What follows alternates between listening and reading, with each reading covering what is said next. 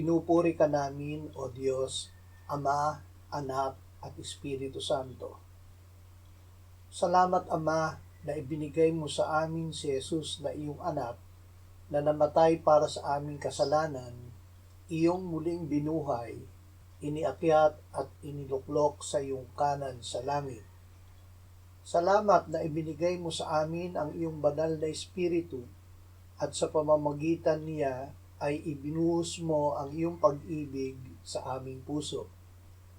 Ama, sa pangalan ni Jesus ay lagi mo kaming puspusin ng iyong banal na Espiritu. Nais namin na maisabibig ang iyong salita at maisagawa ang iyong mga gawa gaya ni Jesus.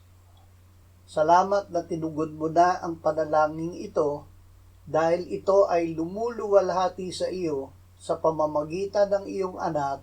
Amen.